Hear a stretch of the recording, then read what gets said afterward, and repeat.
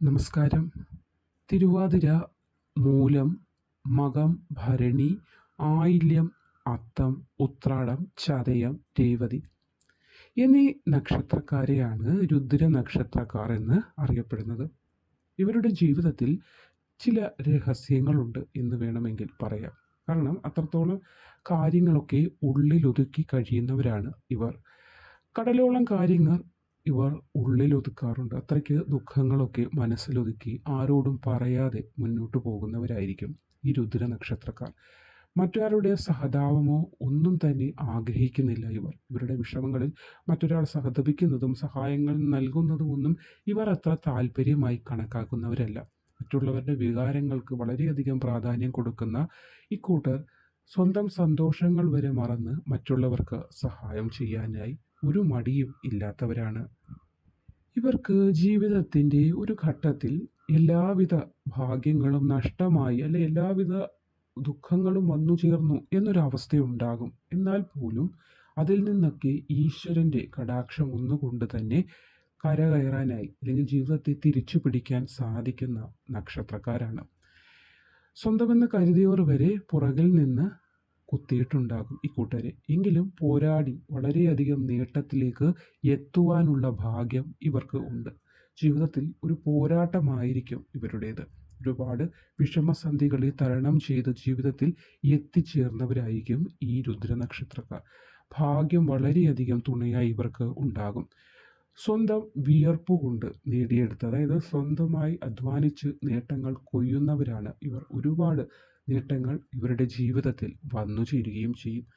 സ്വന്തം കഷ്ടപ്പാട് പലപ്പോഴും ഇവരെ ഒരുപാട് ദുഃഖത്തിലേക്ക് എത്തിച്ചിട്ടുണ്ട്. അതായത് ചെറുപ്പത്തിൽ തന്നെ ഗൃഹത്തിൻ്റെതായ സകലവിധ ബാധ്യതകളും ഏറ്റെടുക്കേണ്ടി വന്ന ഒരു ബാല്യം വരെ ഇവർക്കുണ്ടാകും. എന്നാൽ പോലും അതിൽ നിന്നൊക്കെ കരകയറുവാനുള്ള ഒരു ഭാഗ്യം ഈ രുദ്ര നക്ഷത്രക്കാർക്ക് ഉണ്ട്. ജന്മം കൊണ്ട് തന്നെ വളരെയധികം സൗഭാഗ്യം അനുഭവിക്കാനുള്ള ഒരു ഭാഗ്യം ഉണ്ടായിട്ടുണ്ടെങ്കിൽ പോലും സമയത്തൊക്കെ എത്തുമ്പോൾ ഒരുപാട് ദുഃഖത്തിലേക്ക് വീഴാനുള്ളൊരവസ്ഥ, അതായത് ഏറ്റവും അടുത്ത സ്നേഹിതരായ അല്ലെങ്കിൽ ഏറ്റവും ചേർത്ത് നിർത്തേണ്ടതായ ആളുകളിൽ നിന്ന് പോലും അവഗണനകൾ നേരിടേണ്ടതായി വന്നിട്ടുണ്ടാകും.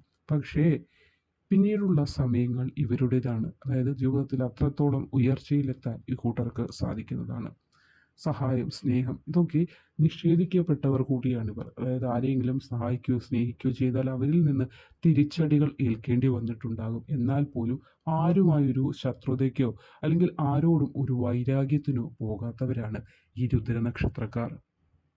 ഇവരെ വേണമെങ്കിൽ അല്പം വികാര ജീവികൾ എന്നുകൂടി പറയാം. അത്രത്തോളം ഒരു മറ്റുള്ളവരുമായി അടുപ്പമുണ്ടാകുമ്പോൾ ആ അടുപ്പത്തിന് വേണ്ടി എന്ത് ത്യാഗവും സഹിക്കുന്നവരാണ്. അതുകൊണ്ട് തന്നെ പല ആളുകൾ ഇവരെ പല വിധത്തിൽ ദ്രോഹിച്ചതൊക്കെയും ഇവർ മാനസികമായി തന്നെയാണ് എടുത്തിട്ടുള്ളത്. ആ വികാരങ്ങൾക്ക് അടിമപ്പെട്ടു പോകാറുമുണ്ട്. അതായത് ഒരാൾ മനസ്സിനൊരു ക്ഷതം ഏൽപ്പിച്ചു കഴിഞ്ഞാൽ പിന്നെ അതിനെ ഓർത്ത് ഇരിക്കുന്ന ഒരു സ്വഭാവമുണ്ട്. അതുകൊണ്ട് തന്നെ ജീവിതത്തിൽ അല്പം ബുദ്ധിമുട്ടുകളൊക്കെ വന്നിട്ടുമുണ്ട്.